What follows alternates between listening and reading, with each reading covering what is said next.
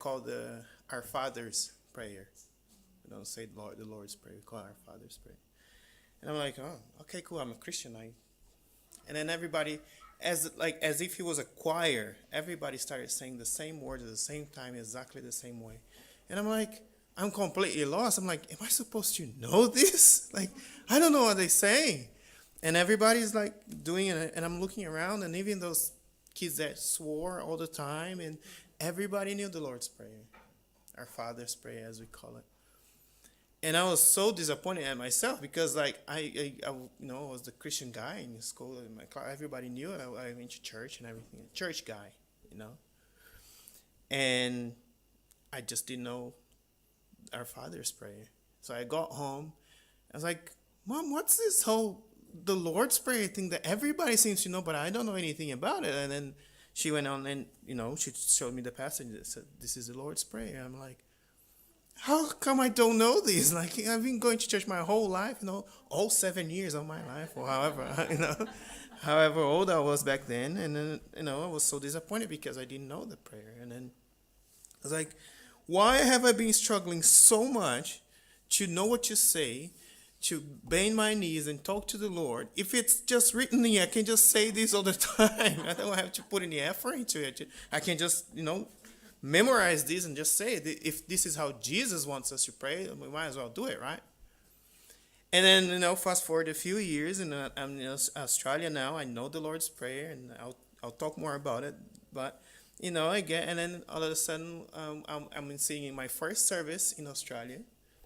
My English is not that good, still not amazing, but it was even worse back then. And then someone said, "Oh, now we're gonna do the Lord's Prayer." And I was like, "What's the Lord's Prayer?"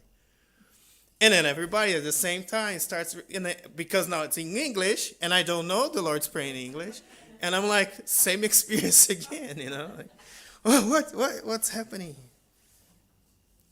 But the thing is, we want to be talking about prayer today, because the passage in Luke, the disciples come to Jesus and say, "Lord, teach us how to pray," as John taught his disciples. And Jesus, in this passage, Jesus doesn't say, the passage doesn't actually tell us the whole prayer, because it goes into two different other bits in the story. But it's the beginning of the prayer, right? And we did it here this morning, so everybody know. And this church even had it written on the screen, so for those who aren't not very familiar, or at least with the version that we prayed today, we can all be in the same page.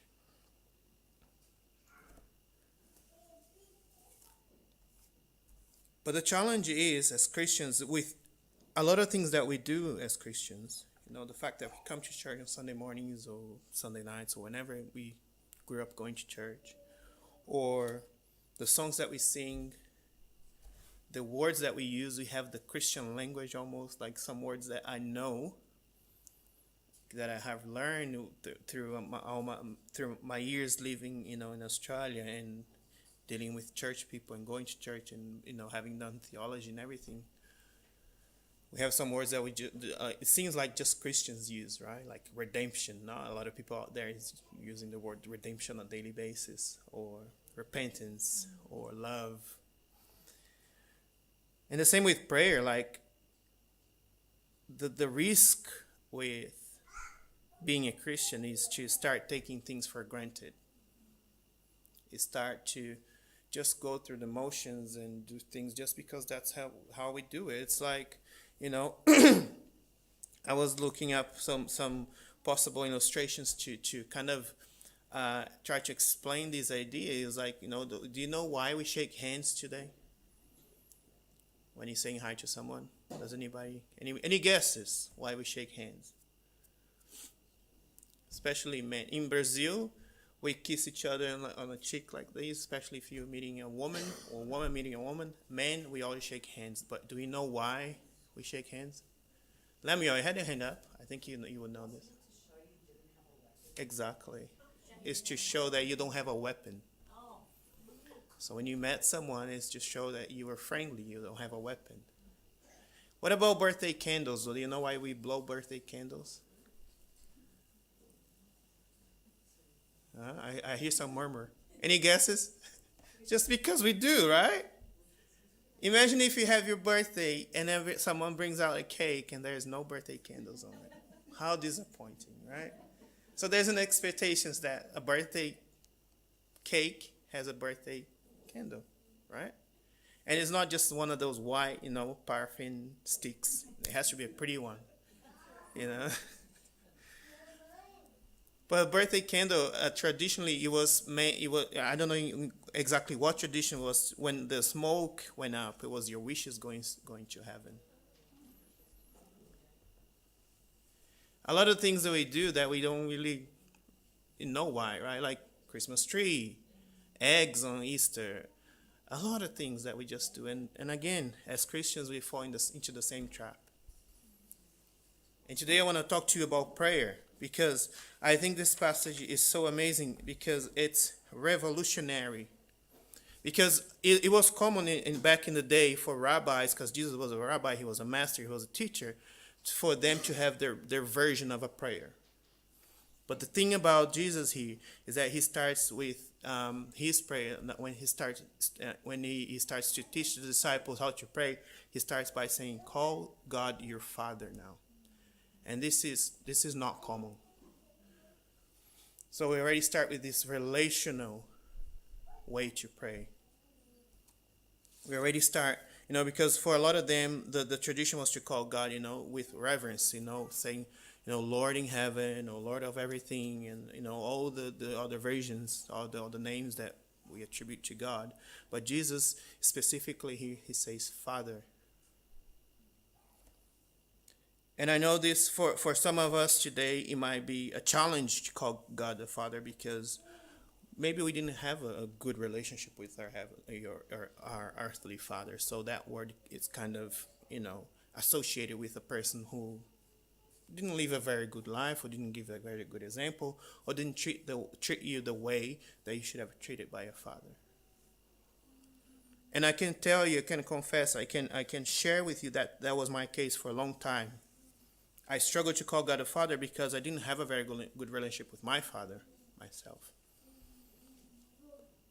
As a matter of fact, I'm the oldest son, and a lot of times we butted heads, and because he was the authority, I had to, say do as he said, and follow his rules, and kind of it wasn't a good relationship. But and then through all my life, and now being a father, I like to think that I understand what it is to love someone so much that you would give your life for that person, or in my case, 3 of them.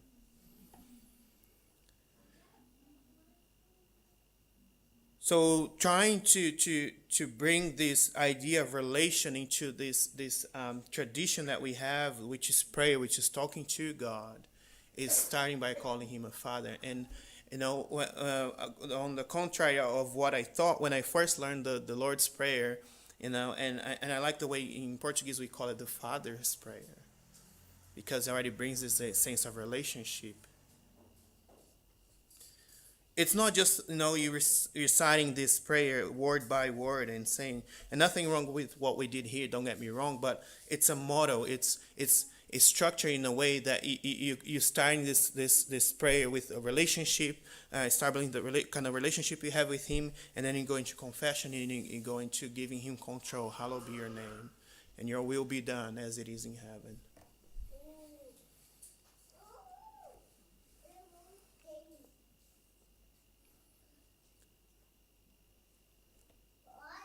And then in the passage of Luke, as I said, the passage only gives us, the first 2 verses. And then he moves on into the story of a guy who went to his friend's house and started knocking at midnight or late night. Start knocking. And it's funny because the guy inside is like, dude, go away. My door is already locked. My kids are in bed. I'm not going to give you anything. And you only talk to people like that if you're intimate with them, right? And you only knock at someone's door at late night when everything is already closed and everything is already, because you have a relationship with that person. You can trust that person. John Wesley, when he talks about prayer, he has this concept of holy wrestling. And if I pick someone random here, let's say, Asher at the back. Asher, we're going to wrestle right now. All right, you ready? So let's wrestle. I'm ready.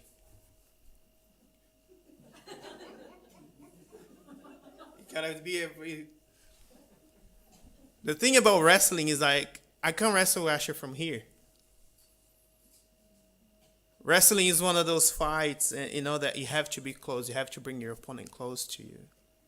So this idea that John Wesley, has about the holy wrestling is like it's getting closer to God. And like Jacob, we're not gonna win this wrestling battle, but it will change us forever. So as we we when we become a Christian, we start by having this genuine and deep relationship with God, and as I said, traditions start to get in the way. And please hear me out, even in church can start getting in the way sometimes with all the boxes that we have to check as a church, as a Christian, as a good Christian. And things kind of start to lose their meaning, right? Things starts to kind of just become things that we do because that's what we do, like shaking hands. We don't even know the reason why we do it anymore, but we just do it because it's the thing that we do. But my encouragement for you today here is to have this idea of when you pray, and I don't know what has been your battles. I don't know what you have been bringing to God for so many years, for so long. Maybe you're battling depression. Maybe it's something that someone in your family you wish would be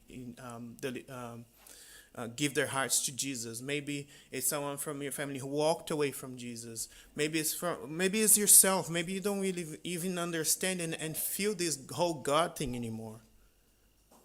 Maybe you just come to church because someone forces you. Maybe because you come to church because you feel bad if you don't. Maybe the Sunday morning thing is just something you do so you can get it out of the way. So nobody's gonna be on like bothering you because why did you go to church? Where were you? Blah blah blah. Maybe that's what Christian life is for you now. But Jesus here, when he's teaching his disciples to pray, he invites us into a relationship. And that's what Christianity is. That's what differs us from, I would say, 99.9% of the religions of other religions in the world. It's a relationship. It's a relationship with a Father. But because we love to build structures, we love to build programs, we love to build things and tick boxes because we feel that sense of accomplishment when you yes, here's the liturgy for the service. We did a prayer, we did the kids song, we did the 3 songs, and now the preacher is preaching, and now all the boxes are ticked, and I feel accomplished. We've done service, we've done worship. But we all know that's not how relationships work, right? Imagine if your kid come to you, if you have a relationship with a friend or someone who you like, all right, here's the list of what we need to do to make sure we have a good relationship. All right, we talked, we said hi to each other. Oh, forgot to shake hands, by the way. How are you? Imagine if that's how we would treat all of our relationships the same way we treat our relationship with God. As a church, as Christians, as individuals. That wouldn't last very long, would it?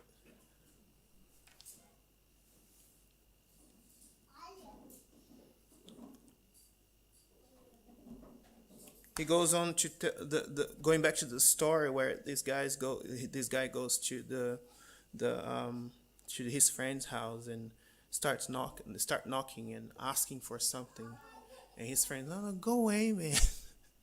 I'm busy. I'm tired. My kids are in bed. You're gonna wake them up. Do you know how hard it is to put my kids to bed?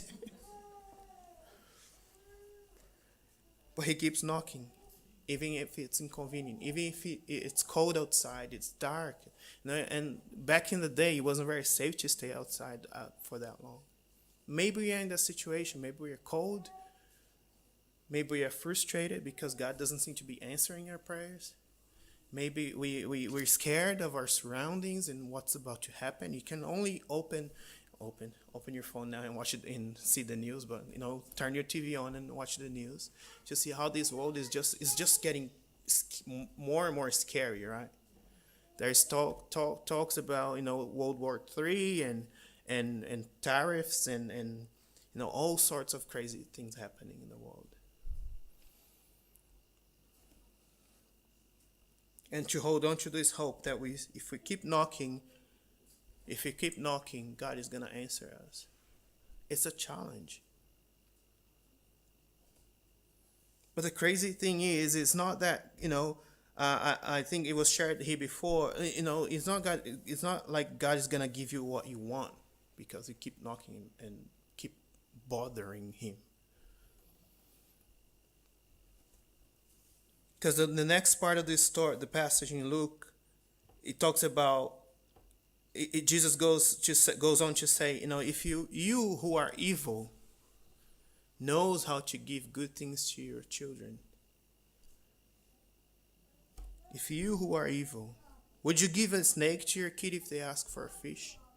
Or a scorpion if they ask for an egg?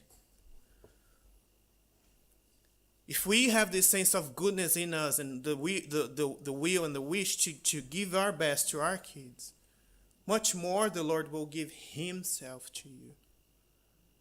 This is the answer. This is the ultimate answer for our prayers.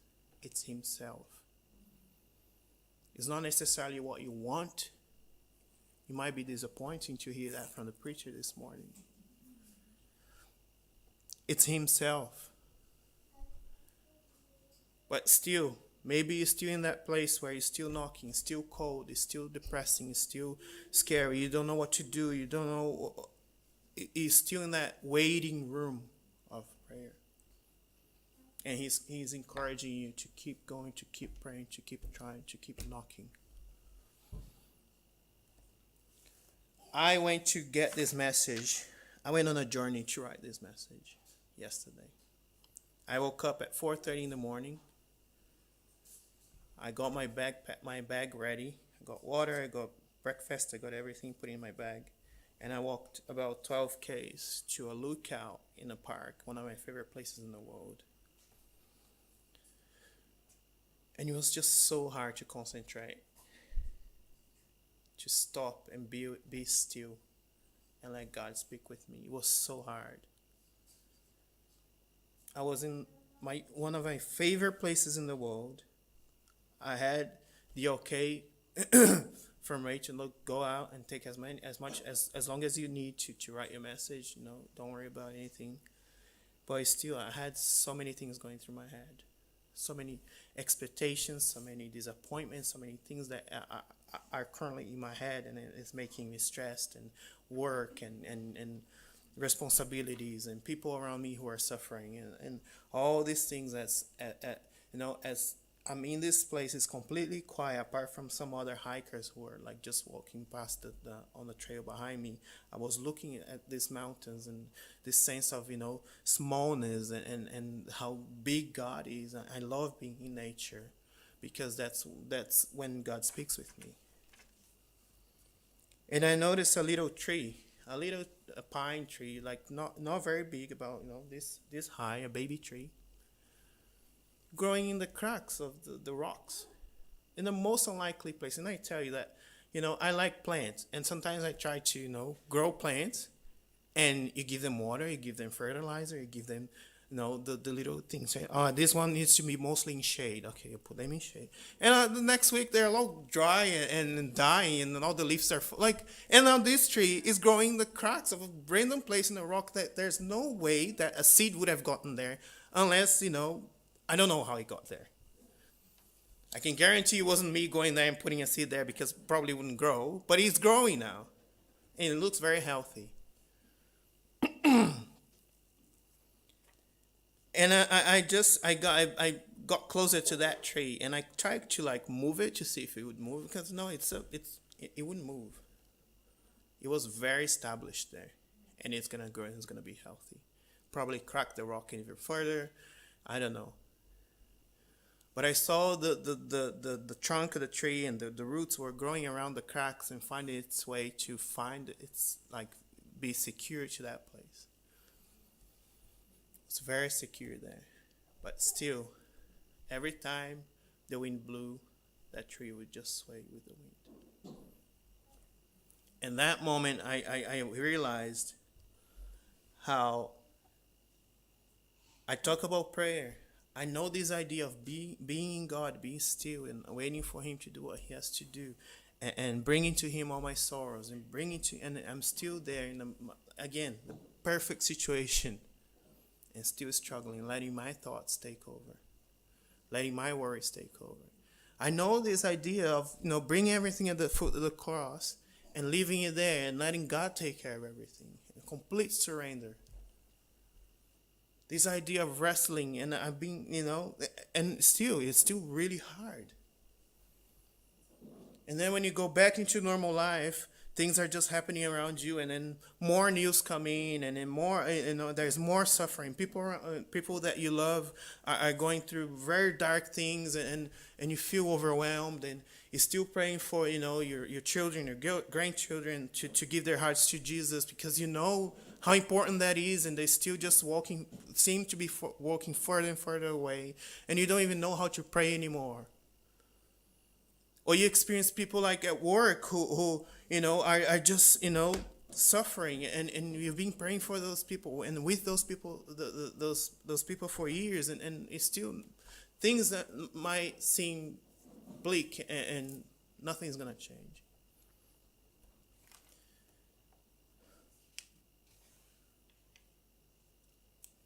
And we feel like that little tree in the most unlikely place. But are we willing to be securing Him, even when the wind blows, and sway with the wind? What I'm trying to say here is that we have a secure place to establish ourselves, to deeper roots in. It's a rock that's unmovable, and He invites us into a relationship with Him.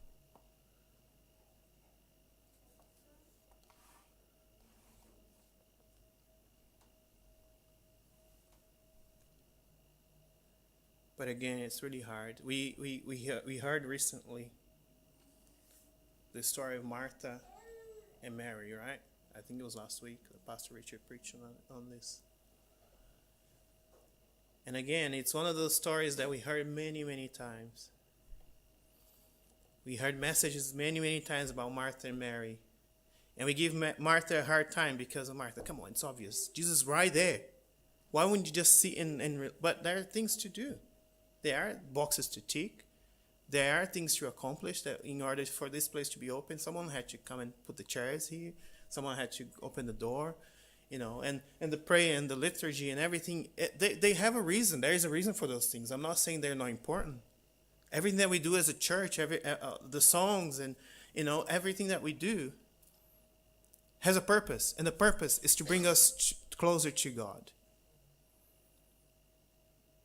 The fact that most of us, and traditionally with our kids, close your eyes when you praying, is so you don't get distracted with the things around you, right?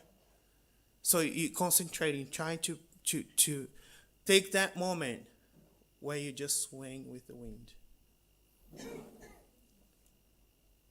But life has a way to beat us down and make us forget what's really important. Like Mary, like Martha, like Linda when she forgot her burger last week. So yeah, I pay attention. Life has a way to make us forget what's really important. And because I'm a pastor, I'm actually a reverend now. I have I was there in this place, and I have a message to write. And I know that, the drive back home is going to be long. The walk back to my car is going to be long. I have all these things in my head. And I forgot what was really important. I was actually there. I got there to have a moment where I could write my message But because I was so worried about writing the message, I wasn't allowing God to speak to me. And sometimes because in prayer, we're so worried about putting the saying the things that we have to say, and using the right words, and being reverent, and that we forget what's really important about praying.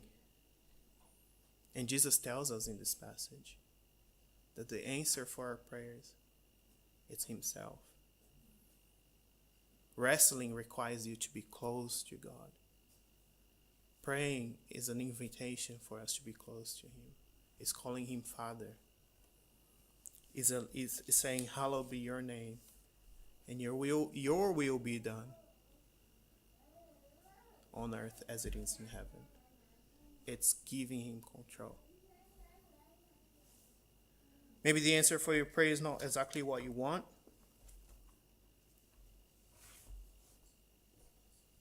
But if we take prayer for what it is, it's an invitation for us to call him Father. One of the names for God that the traditionally is known is Yahweh. And back in Jesus' day, they weren't even allowed to say that word. It was so holy, so powerful, so big that they weren't even allowed to say. And I can go more into that word, into the way it's written and everything. But basically, it's God is so beyond that we don't even understand his name. But now, listen how amazing it is. Now Jesus is changing the way we call him Father.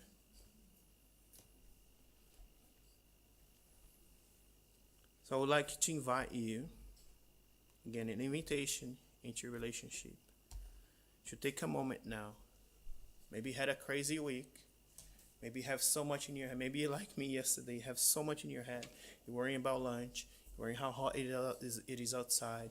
You're worried about your week and exams and whatever it is. But just take a moment. Allow yourself to have a moment in your crazy week where you can just close your eyes. The world is not going to end if you just close your eyes for a moment right now and allow yourself to be.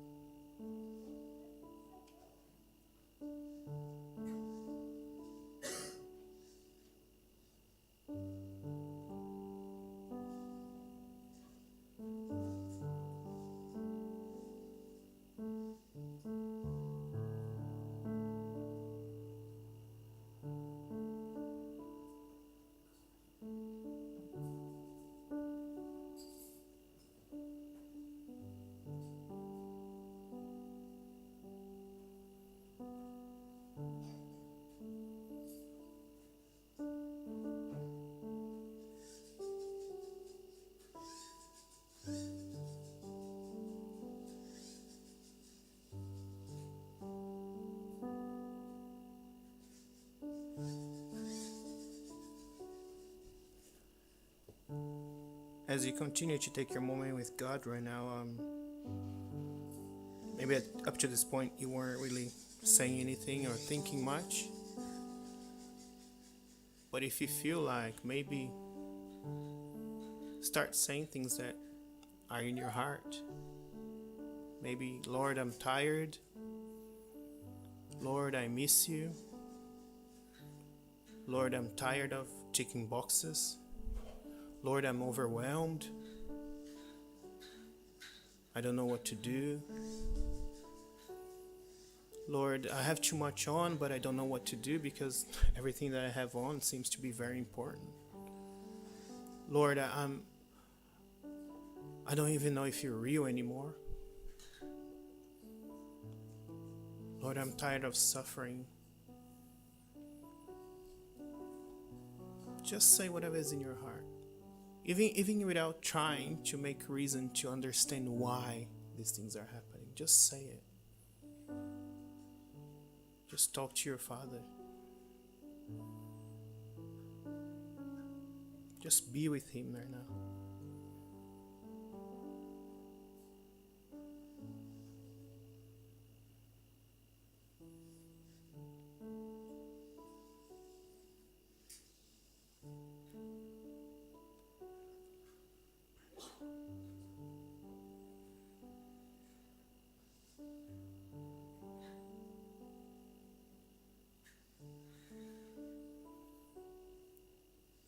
The thing about the story about Mary and Martha is, and some of us might be experiencing this right now, is it's not easy to be Mary sometimes. It's much easier to be Martha. We know that she is concentrating in the most important thing, but it's not easy. So if you're struggling right now to have this moment where you just close your eyes and rest and take a moment in your week, it's okay because it's not easy, but it's worth it. The result is a relationship with Him, a genuine one. It's not a relationship that your pastors or your leaders talk about. It's your relationship with Him. Father, we thank You for inviting us into a relationship. Sometimes we don't understand and we take it for granted. The amazing fact that the Lord of the universe, the one who created everything by just saying it, took His moment, took His time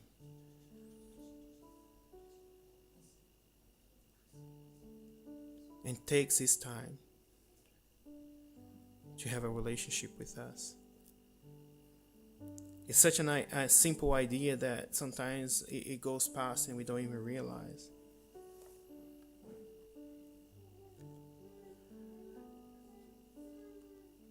And Lord, as we go on with life, because life doesn't stop, things around us don't stop, things keep coming towards us. Remind us of who we are. Remind us that we have free access to You. Remind us that we can stop sometime and just be with You. We don't have to know the right words to say. We don't have to know the right way to pray. We don't have to know the way that everybody else does it. Remind us just to rest in You sometimes. Give us the courage. Give us the make us brave enough to at least try. And try over and over and keep knocking.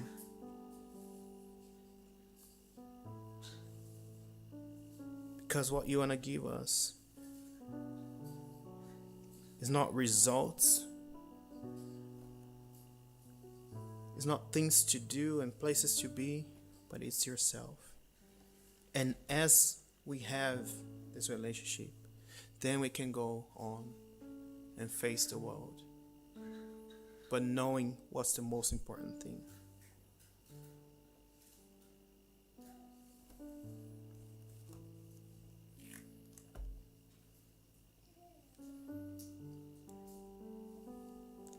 In Jesus' name we pray.